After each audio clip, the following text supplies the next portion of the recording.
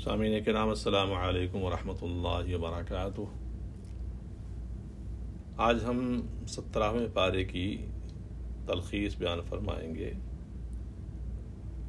بسم اللہ الرحمن الرحیم، نحمدہ ونصلی ونسلم علی رسولہ الکریم، اعوذ باللہ من الشیطان الرجیم، بسم اللہ الرحمن الرحیم،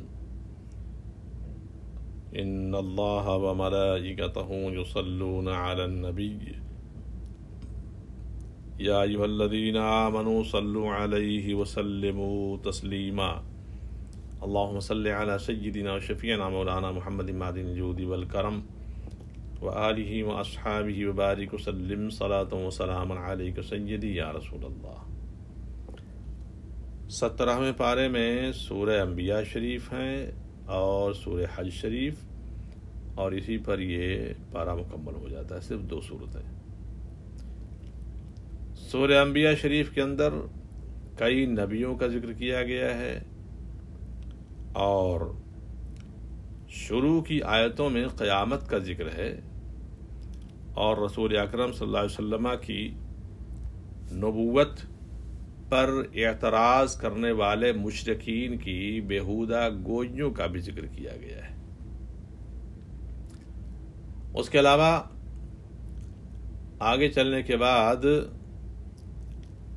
نظام کائنات کی ابتدا کیسے ہوئی، یہ دنیا بنی کیسے، اس کا بھی ذکر کیا گیا ہے، اور پھر آگے چل کر کے ایک ساتھ نبیوں اور رسولوں کا ذکر جو شروع ہوا، تو حضرت موسیٰ علیہ السلام کے ذکر کے ساتھ ساتھ سیدنا ابراہیم علیہ السلام، سیدنا لوط، سیدنا نوح، سیدنا داؤد، سیدنا سلیمان علیہم السلام، سیدنا ایوب علیہ السلام، حضرت یونس علیہ السلام، اور سیدنا زکریا علیہ السلام، سیدنا یحییٰ علیہ السلام، ترتیب کے ساتھ یہ بحثیں پوری پھیلی ہوئی ہیں پوری صورت میں، اور اخیر میں قیامت کی ایک کیفیت بیان فرمائے گی۔ قیامت جب قریب آئے گی تو اس وقت دنیا کا نظام کیسا ہوگا، اس کا ذکر کر کے یہ سورہ مکمل ہو جاتی، سورہ انبیاء، اور پھر سورہ حج شروع ہوتی ہے۔ سورہ حج شریف کے اندر ابتدائی آیات میں وہی قیامت کا ذکر ہے، اور انسان کی زندگی کے مدارج، کہ وہ اپنی ماں کے پیٹ سے جنین کی منزل سے گزرتا ہوا موت کی دہلیز تک پہنچتا ہے، کیسے پہنچتا ہے، اور کس کی قدرت کا ہاتھ اس کاریگری میں شامل حال ہوتا رہتا ہے، اس کا ذکر فرمایا گیا ہے۔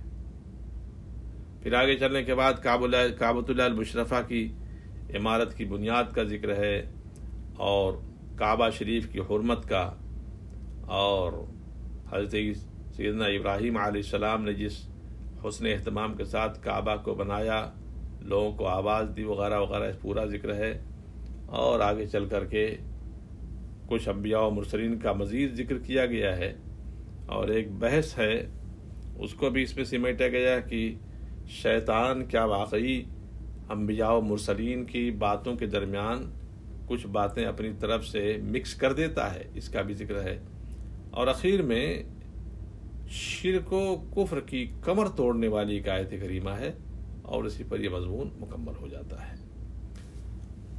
اقترب للناس حسابهم وهم في غفلة معرضون، لوگوں کا حساب نزدیک اور غفلت میں منہ پھیرے ہوئے ہیں، یعنی یہ آیت کریمہ اگرچہ ہے کفار و مشرکین کے تعلق سے، مگر میں اس سے پہلے بتا چکا ہوں کہ قرآن پاک کے اترنے کا جو ایک ٹائم ہوتا ہے جس کو مورد کہا جاتا ہے، تو مورد کے اعتبار سے تو کچھ اور ہے، لیکن اس کا حکم عام ہے۔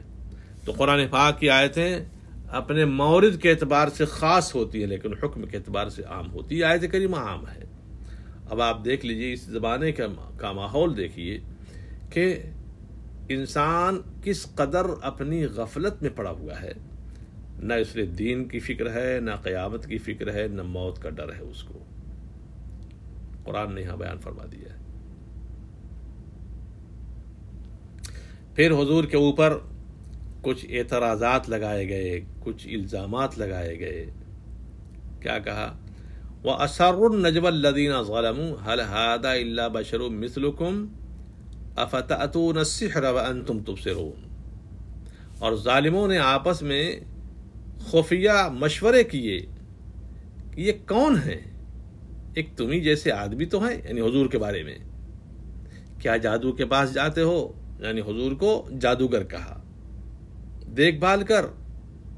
قال رب يعلم القول ما في السماء والارض وهو السميع العليم، تو نبی نے فرمایا میرا رب جانتا ہے آسمانوں اور زمین میں ہر بات کو، اور وہی ہے سنتا جانتا۔ بل قالوا اضغاث احلام بل افتراه بل هو شاعر فلیأتینا بآیۃ کما ارسل الاولون، بلکہ بولے یہ پریشان خواب ہیں، بلکہ ان کی گڑھت ہے، بلکہ یہ شاعر ہیں، تو ہمارے پاس کوئی نشانی لائیں جیسے اگلے بھیجے گئے تھے۔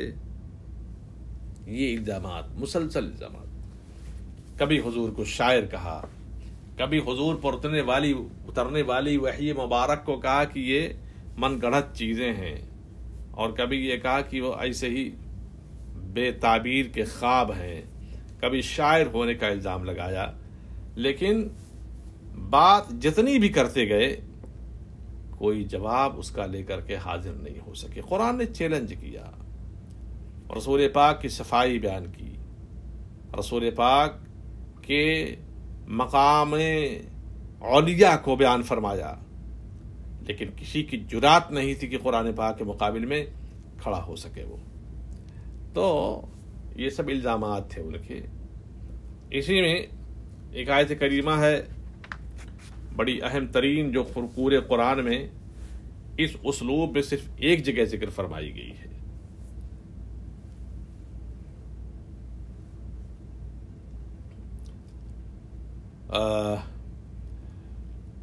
وَلَهُ مَا فِي السَّمَاوَاتِ وَالْأَرْضِ وَمَنْ عِنْدَهُ لَا يَسْتَكْبِرُونَ عَنْ عِبَادَتِهِ وَلَا يَسْتَحْسِرُونَ يُسَبِّحُونَ اللَّيْلَ وَالنَّهَارَ لَا يَفْتُرُونَ أَمِ اتَّخَذُوا آلِهَةً مِّنَ الْأَرْضِ هُمْ يُنشِرُونَ لَوْ كَانَ فِيهِمَا آلِهَةٌ إِلَّا اللَّهُ لَفَسَدَتَا فَسُبْحَانَ اللَّهِ رَبِّ الْعَرْشِ عَمَّا يَصِفُونَ،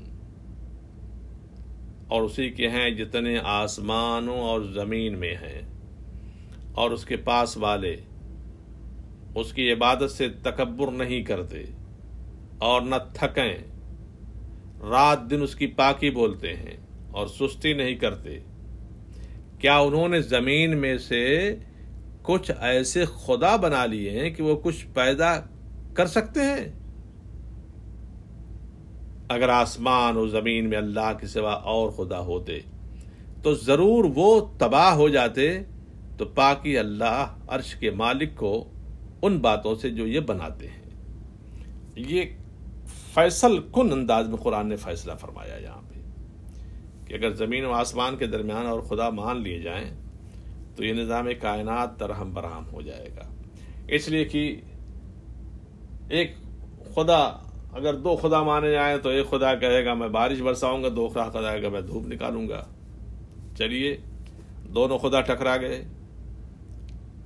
قیاس کا تقاضا، عقل کا تقاضا اور فطرت کا تقاضا یہ ہے کہ پیدا کرنے والی ذات باری صرف ایک ہو بس۔ اس لیے قرآن نے یہاں تمام تر اسلوب کے باوجود سارے معبودان باطل کی قلا قما کر کے رکھ دیا، اور صرف یہ فرمایا کہ اللہ کے علاوہ اور کوئی معبود نہیں ہو سکتا ہے۔ وہی ایک ذات ہے جو اپنے علم، اپنی قدرت اور اپنی ذات کے اعتبار سے جو چاہتی ہے کرتی ہے۔ آگے چلنے کے بعد یہ آیت کریمہ، آیت نمبر 30، اس کو ذرا غور سے سنیے گا اور اس پر سوچئے گا۔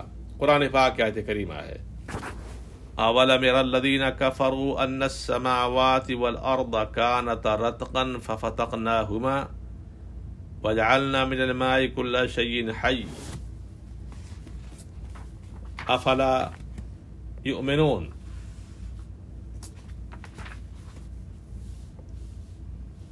کیا کافروں نے یہ خیال نہ کیا کہ آسمان اور زمین بند تھے تو ہم نے انہیں کھولا، اور ہم نے ہر جاندار چیز پانی سے بنائی ہے، تو کیا وہ ایمان لائیں گے؟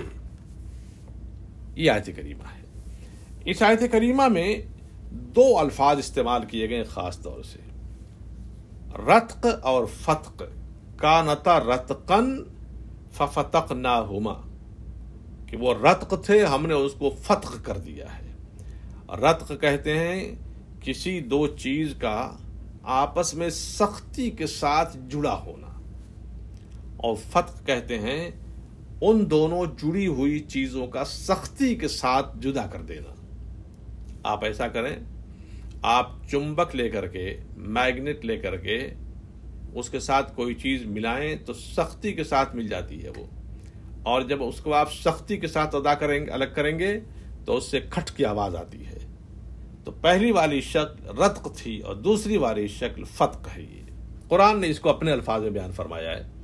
اسی کو سائنس، ماڈرن سائنس کی تھیوری میں بگ بنگ بولتے ہیں، اور اس پر ابھی ٹرائل چل رہا تھا، پتہ نہیں کمپلیٹ ہوا کہ نہیں کمپلیٹ ہوا۔ سائنس بھی اس بات کو پروو کرتی ہے اور مانتی ہے کہ یہ کائنات ایک گیس کی شکل میں آپس میں ایسی سختی کے ساتھ ملی ہوئی تھی، اور اس کے بعد پھر ایک دھماکہ ہوتا ہے تو آسمان الگ ہو گیا، زمین الگ ہو گئی ہے۔ اس کا ذکر سورہ 24ویں پارے میں سورہ مؤمنون شریف کے اندر اس کا ذکر فرمایا گیا ہے، سورہ حامیم سجدہ کے اندر بیان فرمایا گیا ہے۔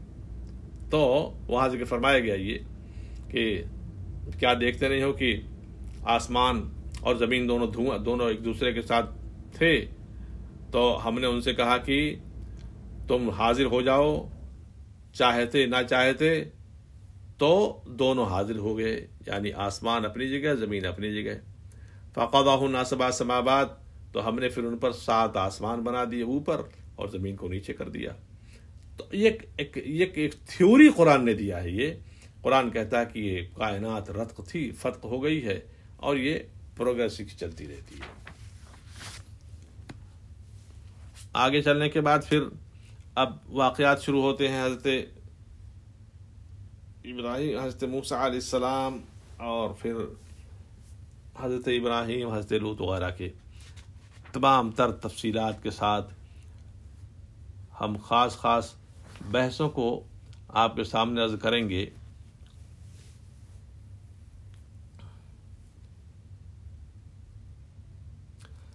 پہلی بحث یہاں بیان فرمائے گی حضرت ابراہیم علیہ السلام کی، جو آپ نے اپنی قوم کے ساتھ کی تھی۔ یہ پورا کنورسیشن یہاں ذکر فرمایا گیا ہے۔ وَلَقَدْ آتَانَا إِبْرَاهِيمَ الرُّشْدَ مِن قَبْلُ وَكُنَّا بِهِ عَالِمِينَ، اور بے شک ہم نے ابراہیم پہلے ہی سے اس کی نیک راہ عطا کر دی اور ہم اس سے خبردار تھے۔ جب اس نے اپنے باپ اور قوم سے کہا یہ مورتیاں کیا ہیں جن کے آگے تم آسن مارے ہو، بیٹھے ہوئے ہو، یعنی تم ان کے آس پاس بیٹھ کر کے صبح و شام ان کی مالا جپتے ہو، یہ ہیں کیا یہ مورتیاں؟ یہ اسٹیچو، ان کی حیثیت کیا ہے؟ تو بولے ہم نے اپنے باپ دادا کو ان کی پوجا کرتے ہوئے پایا ہے۔ یہ پوری کنورسیشن ہے۔ پھر وہ چلے جاتے ہیں میلے میں، آپ نے بہانہ کیا میں نہیں جاؤں گا۔ اس کا ذکر تھوڑا سا سورہ صافات 23 پارے بھی آئے گا۔ تو آپ نے بتوں کو توڑا، چورا کر دیا، لوٹ کر کے آئے۔ ان لوگوں نے اپنے بتوں کی صورتحال دیکھی تو بہت جزبوز ہوئے، اور اس کے بعد آپ سے ایک سوال کیا تھا، قالوا اانت فعلت هذا بآلهتنا ابراہیم قال بل فعلوا كبيرهم، بولے کیا تم نے ہمارے خداؤں کے ساتھ یہ کام کیا ابراہیم؟ فرمایا بلکہ ان کے اس بڑے نے کیا ہوگا۔ هذا فاسألوهم إن كانوا ينطقون، تو ان سے پوچھو اگر بولتے ہوں۔ یہ ایک دراصل یہ گفتگو میں مناظرے کا ایک اصول یہاں بیان فرمایا گیا۔ تم ان سے پوچھو کہ اگر یہ بات کرتے ہوں کہ اس کو کس نے کیا ہے، ہو سکتا ہے اس کے بڑے نے کیا ہو، اور یہاں لفظ بڑا استعمال فرما کر کے جھوٹ بھی نہیں ہے، بلکہ توریہ کے طور پر، ایہامی طور پر اپنی ذات مراد دے رہے ہیں۔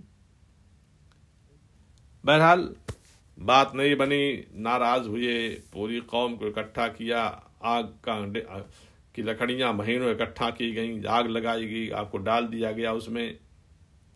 क़ुलना या नारु कूनी बरदा व सलामा अला इब्राहीम, हमने फरमाया आग हो जा ठंडी सलामती इब्राहीम पर। इब्राहीम अलैहिस्सलाम पर आग सर्द हो गई, लेकिन ऐसी नहीं कि नुकसान पहुंचाए। कुरान पाक में जो ये वर्ड आया हुआ है कि बरदम व सलामा, ठंडी हो लेकिन सलामती के साथ ठंडी हो, ऐसी freezing temperature below the 1000 Fahrenheit नहीं कर देना कि ताकि चीज बिल्कुल सब एकदम जम जाए उसमें, ऐसा नहीं। ये असरार थी, ये असरार थी। ये आग है, आग का टेम्परेचर ऊपर जाना चाहिए, लेकिन आग का टेम्परेचर नीचे जा रहा है, और फिर इतना ठंडा के जिस ठंडक में नुकसान न हो, इसलिए सलामती का इस्तेमाल फरमाया गया है। फिर हज़रत लूत अलैहिस्सलाम का जिक्र है, हज़रत नूह अलैहिस्सलाम का जिक्र है, दाऊद अलैहिस्सलाम का, सुलेमान अलैहिस्सलाम का जिक्र है, और इसी में बयान फरमाया गया है कि फ़फ़हमना सुलेमाना व कुल्लन आतैना हुक्म व इल्मा व सख्खरना मआ दाऊद जिबाल युसब्बिहना वत्तैर व कुन्ना फ़ाइलीन, और हमने वो मामला सुलेमान को समझा दिया और दोनों को हुकूमत और इल्म अता किया, और दाऊद के साथ पहाड़ मुसख्खर फरमा दिए कि तस्बीह करते और परिंदे, और ये हमारे काम थे।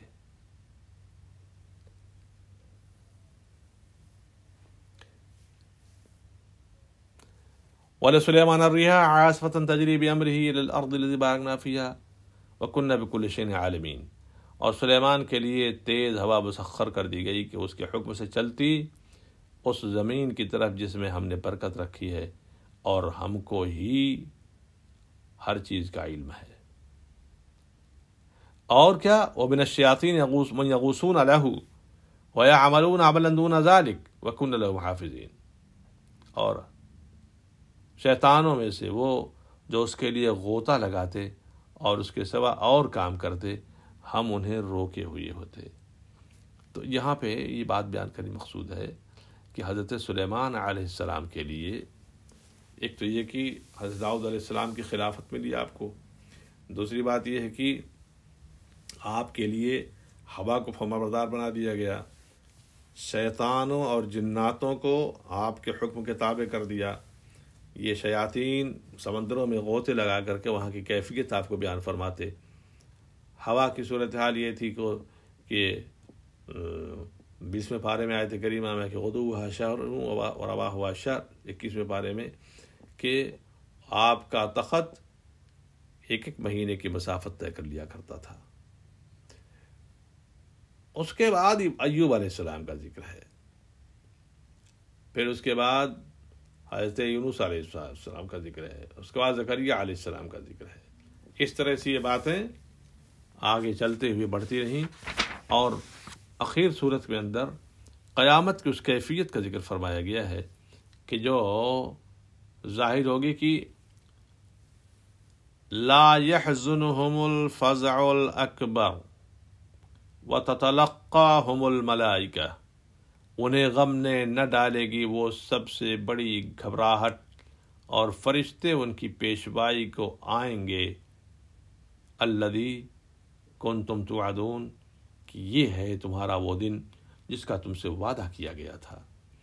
तो ये जब सूर फूंका जाएगा और सारी दुनिया, ये नफ़ख़े अखीरा है, सारी दुनिया हैरत ज़दा होगी, लेकिन उस वक्त भी अल्लाह के बाज़ वो बंदे जो अल्लाह ताला की रज़ा के लिए सब कुछ कुर्बान कर गए, उनको वो फ़ज़ाए अकबर कहते हैं, बड़ी घबराहट उनको गमगीन नहीं बनाएगी, और वो अपने मामूलात के मुताबिक अल्लाह की याद में लगे रहेंगे।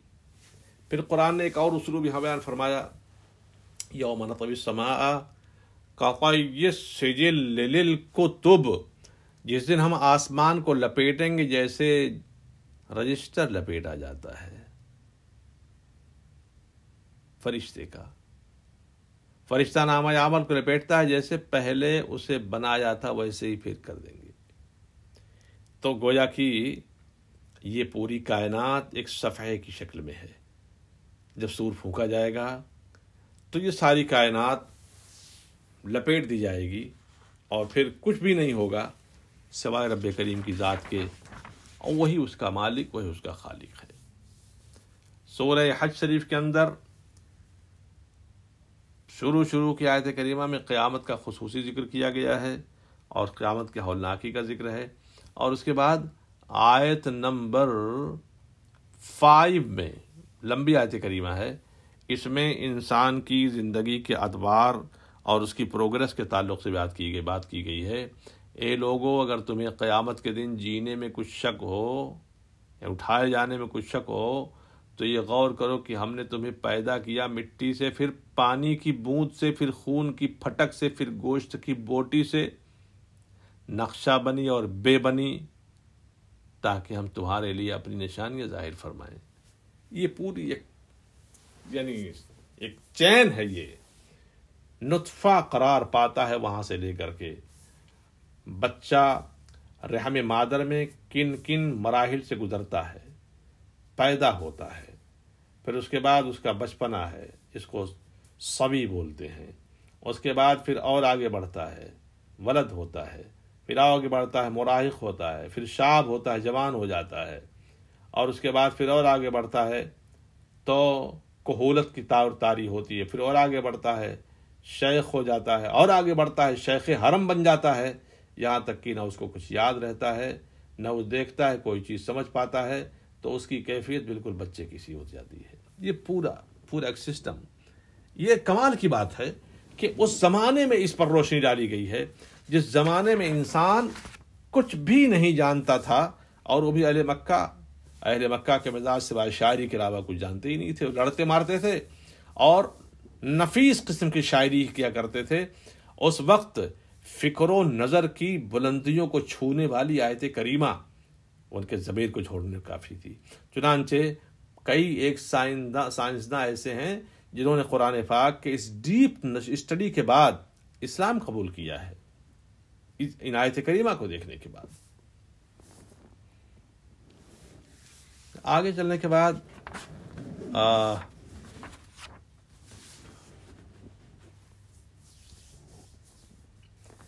ایک آیت کریمہ یہاں دیکھیں، آیت نمبر 22 اور 23۔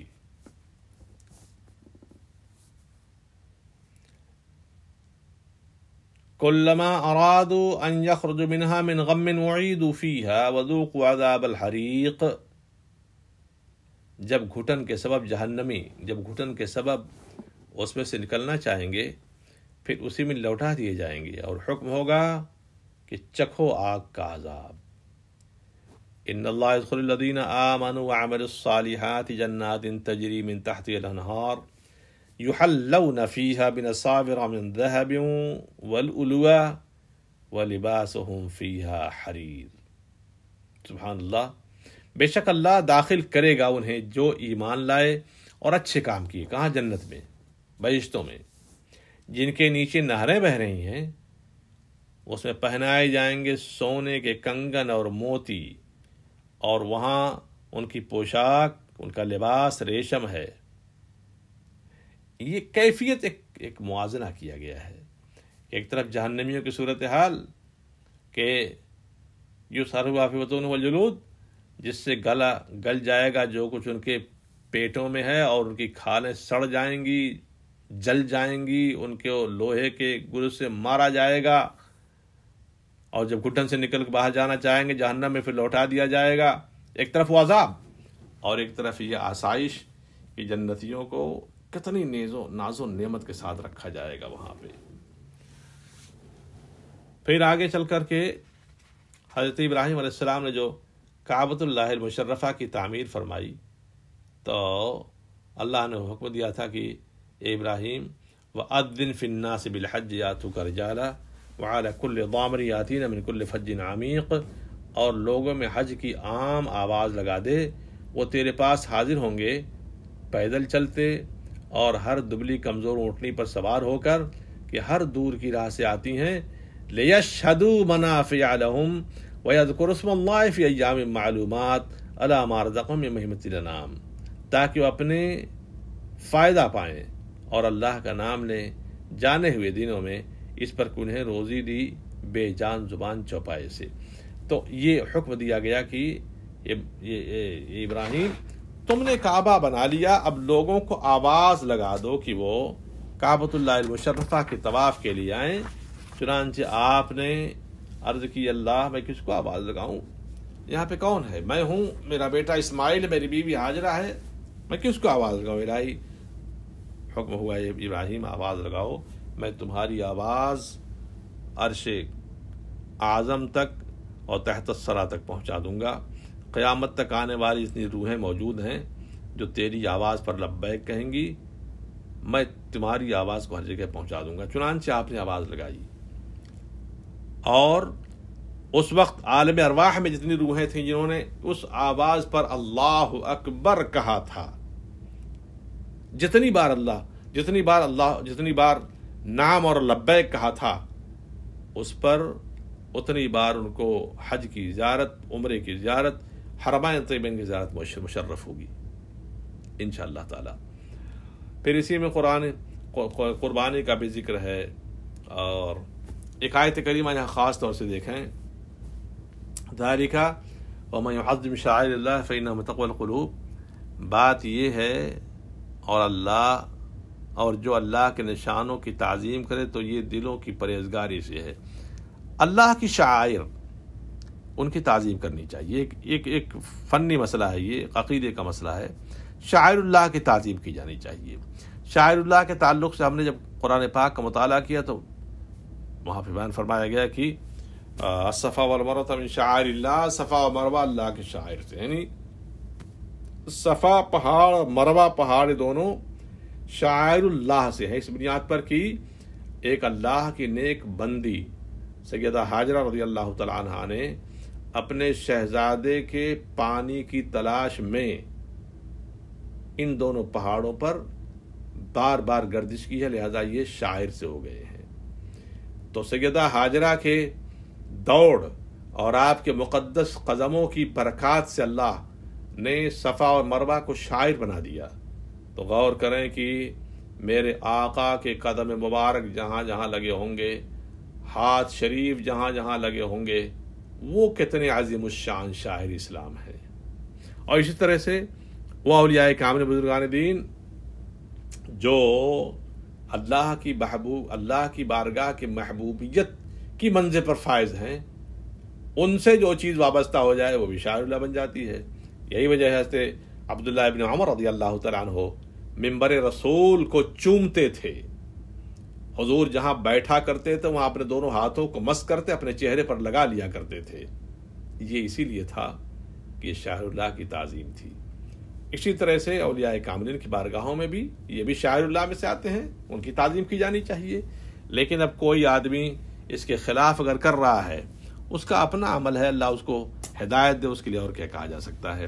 اسی میں قربانی کا بھی ذکر ہے، اور پھر آگے چلنے کے بعد گفتگو آگے بڑھتی ہے۔ تو میں نے عرض کیا تھا کہ ایک بحث ہے جو علماء کے درمیان چلتی ہے، وہ بحث یہ ہے کہ کیا شیطان انبیاء و مرسلین کے اقوال میں کوئی بات اپنی طرف سے مختلط کر سکتا ہے، اس میں ملا سکتا ہے؟ یہاں آیت کریمہ ہے کہ وما ارسلنا من قبلک من رسول ولا نبی الا تمنى القى الشیطان فی امنیته فینسخ اللہ ما یلقی الشیطان ثم یحکم اللہ آیاته واللہ علیم حکیم۔ اور ہم نے تم سے پہلے جتنے رسول یا نبی بھیجے سب پر کبھی یہ واقعہ گزرا ہے کہ جب انہوں نے پڑھا تو شیطان نے ان کے پڑھنے میں لوگوں پر کچھ اپنی طرف سے ملا دیا، تو مٹا دیتا ہے اللہ اس شیطان کے ڈالے ہوئے کو، پھر اللہ اپنی آیتیں پکی کر دیتا ہے، اور اللہ علم و حکمت والا ہے۔ اس سلسلے میں کئی ایک روایتیں نقل فرمائی گئی ہیں، لیکن علماء نے اس کی تردید بھی کی ہے۔ تو یہ کہ انبیاء و مرسلین کے اقوال میں شیطان کچھ ملا سکتا ہے، اس پر علماء نے بحث کی۔ بعض کا خیال ہے کہ نہیں، ایسی بات نہیں ہے، اور بعض کا خیال ہے کہ اگر کبھی اس نے جرات کی بھی تو اللہ تعالیٰ نے اس کی اس خباثت کو فوراً الگ فرما دیا ہے، دور فرما دیا ہے، اور نبی یا رسول کا قول مزکہ اور مطہر پہلے کی طرح سے ہو گیا ہے۔ اخیر میں ہم ایک آیت کریمہ ذکر کرنے کے بعد گفتگو مکمل کرتے ہیں کہ یہ آیت کریمہ ہے کہ